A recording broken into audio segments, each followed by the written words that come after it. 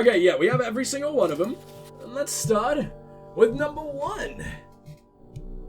I have waited the entire game to do this. I hope you know that this is probably the most excited I have been to read a book throughout the entire goddamn game.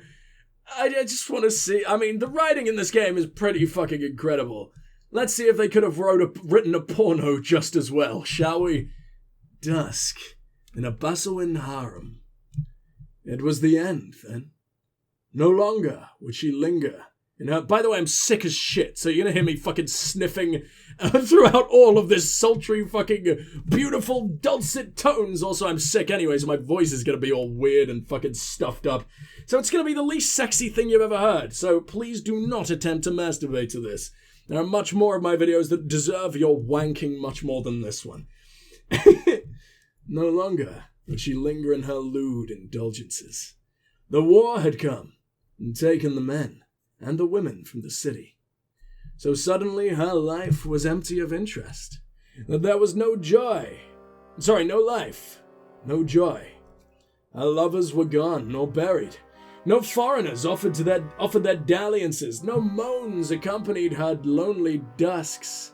And so, like so many before her, she fled the city and traveled to the famed harem of Fogan Hral, where every second was sheer bliss. Surely Fogan Hral can't be banging every single member of the harem for like 24 fucking 7. He's gonna run out of fucking juice. He's gonna dry up. He's gonna be spunking dust, and that is not safe. My grandmother's Come on, man. You can't title a smut book My Grandmother's Pearl.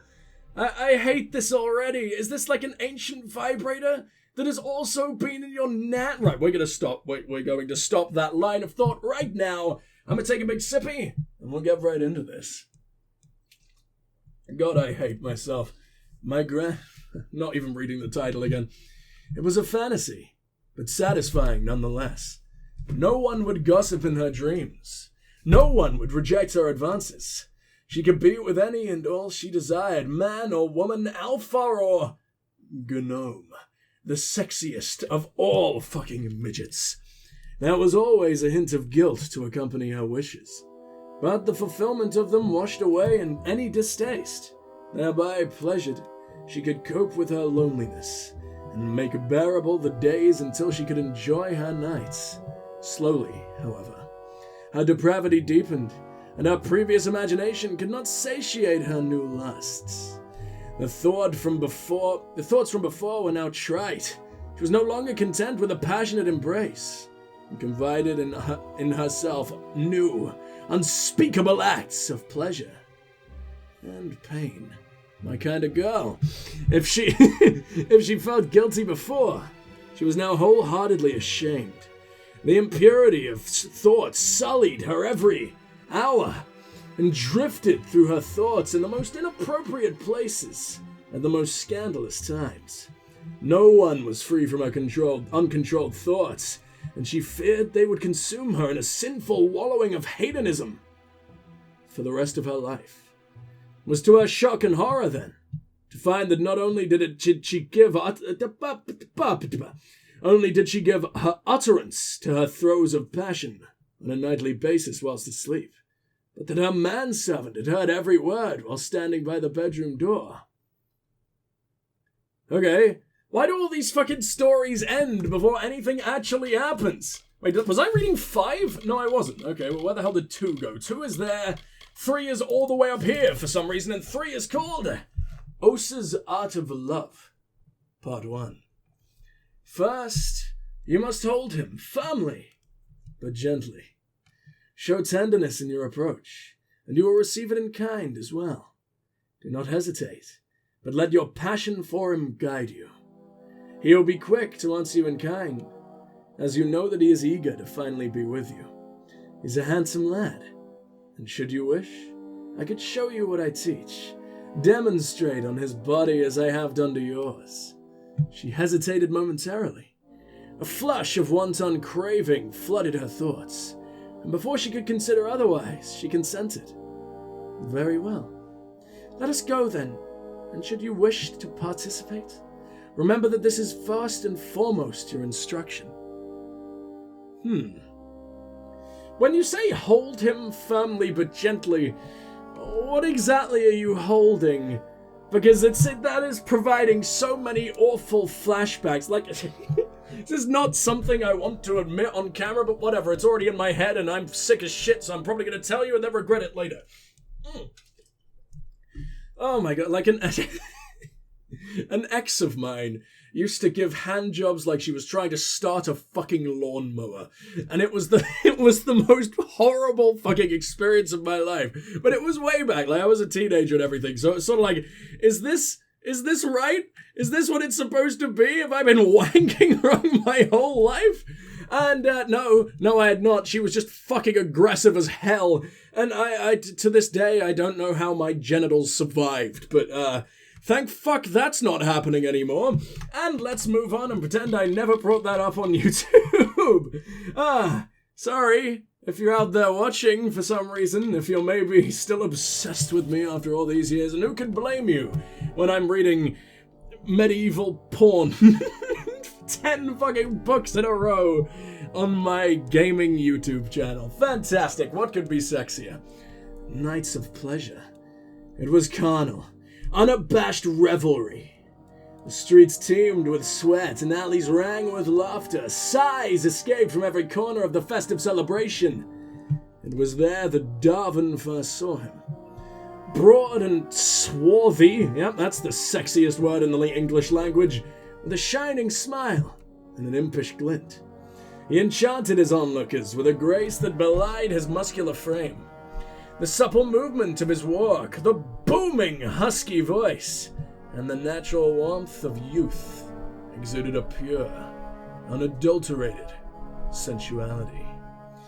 Darwin could not look away. His gaze was arrested by this godlike man, and as if his body moved of its own accord, Darwin approached the handsome stranger directly. The stranger looked upon Darwin with his vivacious mien. Don't know what that means, but whatever. And suddenly the two embraced. It was at first combative, an overwhelming strength, enveloping both of them. Darwin struggled with him in a lascivious, what is that word? Lascivious. Dude, this can't turn me on if you're making me feel like an idiot. I'm not getting any of these words. Lascivious. We'll go with that. But soon, the sounds of the street resumed their sounds of debauchery. Okay, I mean, what was he doing? Was he just a street corner boy? What was that grace? What was the booming husky voice for? That's not very befitting of a prostitute, but whatever. The youthful darlings of depravity. Chapter 4. The girls faithfully obeyed her mistress's instructions, and her alpha master was so delighted that he hastened at once to impart this good news to his friend, who begged that since he had been concerned in the bargain, he should also partake of the pleasure. This being agreed to, and the hour being come? What does that mean? What are these words? What is this sentence? Nothing about this makes me even slightly aroused. I'm not even getting a semi from this. Not even a sad little soggy semi. The Alpha Master went to bed, as he supposed, with the servant, but the mistress had taken her place and received him, not as a wife, but as a bashful and frightened Almain maid. And she played her part so well that he never suspected anything. I cannot tell you which of the two felt the greatest satisfaction. He in the belief that he was cheating on his wife, or she in the belief that she was cheating on her husband? What? But they were the exact same person. How did that even happen? I don't understand. I guess like they were hidden? They were wearing masks or something, but they end up... Can you not recognize your husband's fucking penis? I can't say I would ever recognize any of my former lovers' vaginas, but I mean, come on. I haven't been married before. I feel like you're seeing that every single night. Or maybe you haven't seen it in decades. Who the hell knows? It's called The Thigh Diaries. That's the best thing I've ever seen in my life. I'm screenshotting it. I don't know why. I don't know why this is so glorious to me. But the Thigh Diaries, man. Just say it yourself once and you will understand the true fucking glory. The Thigh Diaries. There we go. Where he could hold her under the starlit sky. There under the eaves of whispering trees. The soft loam beneath them. He could be hers. She could be his. And for one night of a passionate embrace, they were together. She would always remember his arms holding her gently, but with the strength of his desire for her. His firm, calloused fingers so lustfully gripping her waist, his sweat dripping onto hers and mingling in the rhythmic crush of their bodies. His breath falling on her shoulder, carrying the heat of devotion. His devotion for her. The straps to her dress had long been torn asunder. Sent to the depths of hell, excuse me? Oh, I just spat all over my screen there. That's nice, and that is something you totally need to know. Let me wipe that up. Gross.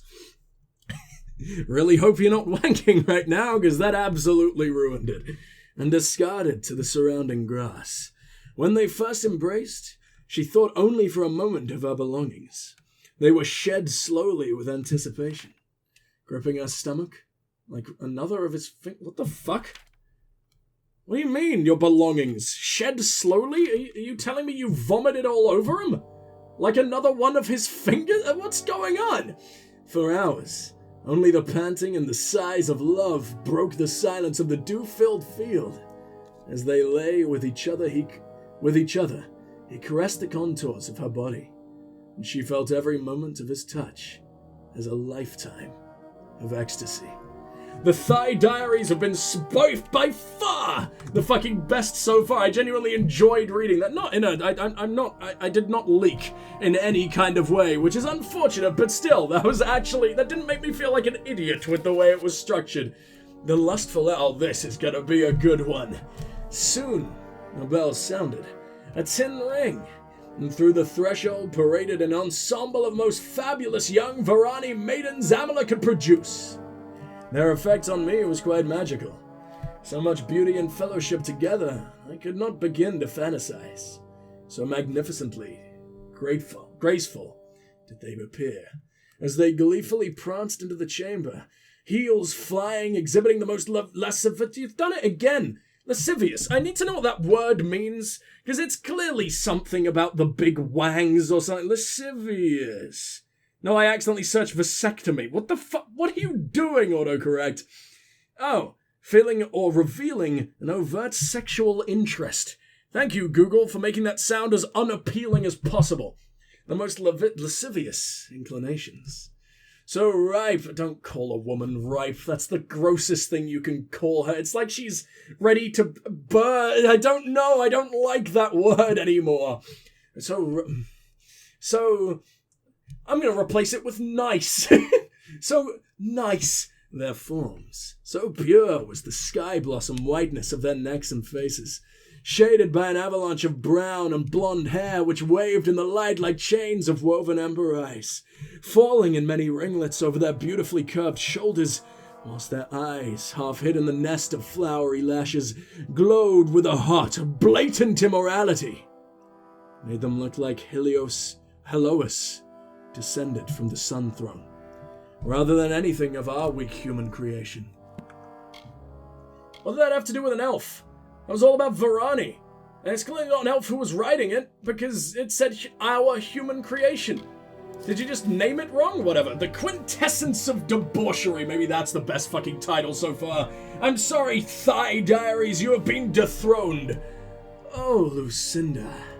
Oh, how you danced before, resisting all my endeavors to further my cause, claiming that you, who I knew to be an adventurous little thing, would not consent to such naughtiness with the lords of the court about, and if we did not behave better, they would certainly catch the sight of our playthings and drag us from the lunar gardens. I then set forth that we should prepare the bath, so as we might clean ourselves, dirty as we were. First my tunic, then my trousers, and then yours. You simply smiled, dear Lucinda. Then at my word we shall throw them from the balcony together. You giggled. your sweet shame overshadowing your hunger for such a joyful tryst. But I overruled your objections and stripped my undergarments, crossing the balcony to commence unlacing your gown till nothing was left on you but the sweet covering that Lyria gave you, my lovely Lucinda. Then, together, we let our vestments fly. None of this is about... What was that? Is there a very particular fetish in the lands of Amalur?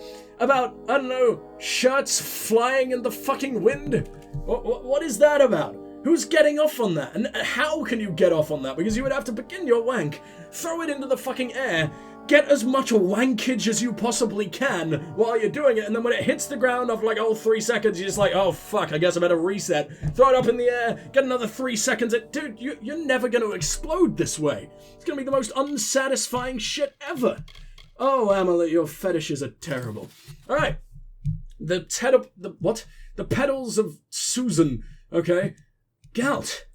Oh, okay, it's a play for some reason. Why have you come?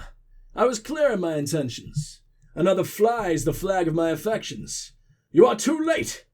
Susan, or Susnaris, okay. What are you meant to be spelled? It is Susnaris. You just fucked it up in the title, the most important part. I will never be too late. You are the heat of the sun as it withers the leaf. I shiver alone. Then what are we to do? What choice is there left to us but to give our passions agency? Oh, it was that Susnaris is a go. Okay, I thought so. Seizing her by the shoulders and piercing her lips with the sharp blade of his flickering tongue. You do not know what I am capable. This awakening, this magical fire, it has cracked me open as the volcano ruptures. I am aflame! He's got an STD. Susnaris falling before him. Then burn. Susnaris had no choice but to struggle beneath his hulking form, writhing as he held her close to his chest and passed his warmth between them. Does any woman actually fantasize about like a big bulky man? I feel like that's a myth. I don't know why, but I feel like there is nothing attractive about a bodybuilder ever. I'm so sorry if you're a bodybuilder watching. I don't know why you would be watching this video, but maybe you're listening while you're doing your workouts right now. In which case, stop. You look gross. You look like a sausage casing filled with tumors. But anyway, I'm so sorry. That was really mean. But to me, it's my own personal preference. But muscles, I mean, to an extent, sure, fine. Like on a guy, yeah, that's pretty damn cool. But going overboard with like either gender, you look like shit. Please stop. Della and her desire.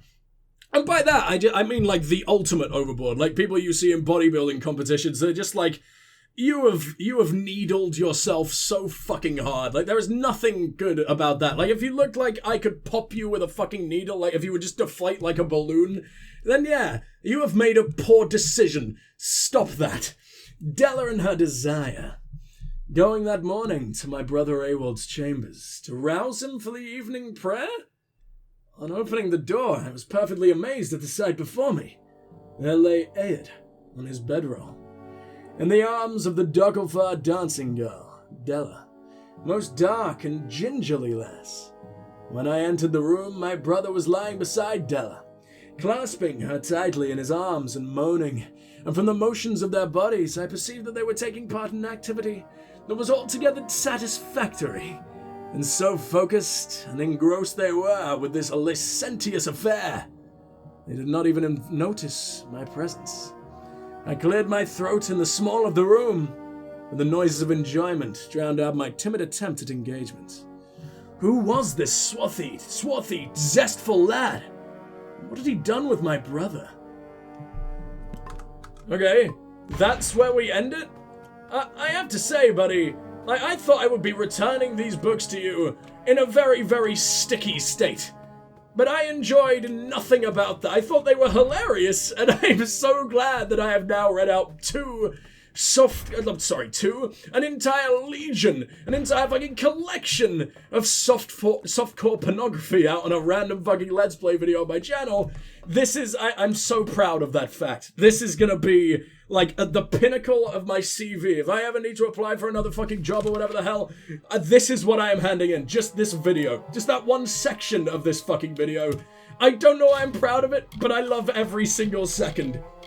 Now, I really don't want to return them. I want to keep these things forever, so hopefully Brother Till has somehow died, in the endless amount of time it has taken me to finally get this back to you. But who knows? I haven't been to Daylantarth in forever, and I want to turn this in before I finish up the session, because otherwise that's going to be a really, really boring way to start the next one, isn't it? And hello. How have I been to Agnar Farhal, but completely ignored you? Am I fucking blind? If I have to live for the rest of my life without him knowing, well then I'll deal with that. I think there's something to be said for it. I think it's noble. Yeah, I could tell someone, but that's just asking for praise. What makes it an act of kindness is that nobody knows, or at least that he doesn't know. I let him have the glory. No one has to know his arrow missed. He saved the town. He's a hero. Who is this about? I don't remember this. Maybe it's only really told to us through lore stones, which I kind of totally forgot existed in this area. Well, no, I didn't forget they existed. I just completely forgot the story behind, pretty much every single one that Odorath has to offer, because I am an absolute goddamn genius. But you know what? I want to go to Daylantarth way fucking more, because just being able to use my fucking frisbees of murder to one-shot everything, I have never been in this situation before. Like, I always feel absolutely terrifying. I feel like I am the most powerful being in the world. But just to be able to dink them to death like this? Yeah, this is my new favorite thing. And let's go ahead and activate you. Oh, for fuck's sake, I'm in the wrong place. I should have just gone right to Gorehart, but I guess if I did that, I wouldn't have been able to get either of you. Why go to a Fate Weaver? Why? Sometimes I don't feel this way.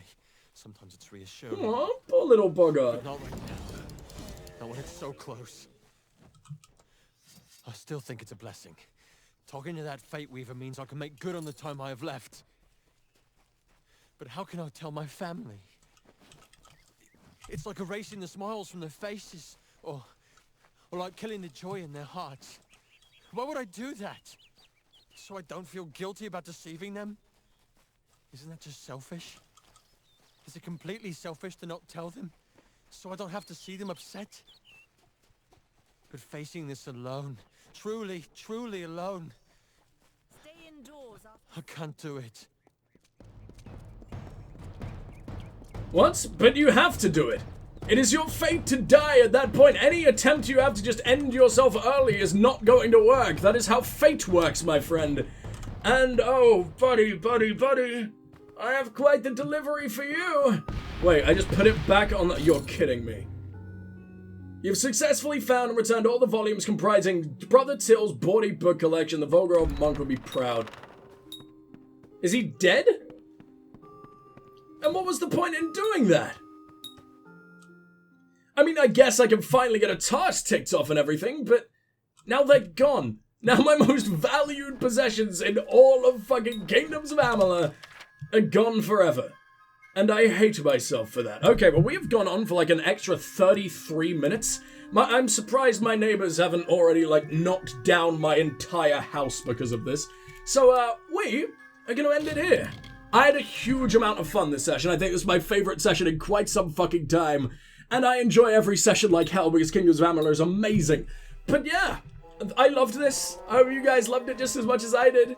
And I guess I better do an outro or fucking something, huh? That is how this whole YouTube thing seems to work. I say after doing it for the last 8 years. But anyway, thank you guys so much for watching. Please do like, subscribe, share, comment, do all that amazing stuff. It really does help out both me and the channel. And I will see you in the next one. But for now, this is Strike signing off. Goodbye. Gotta end it off with the fucking porn reading voice, I guess. I can't believe I did that. Goodbye!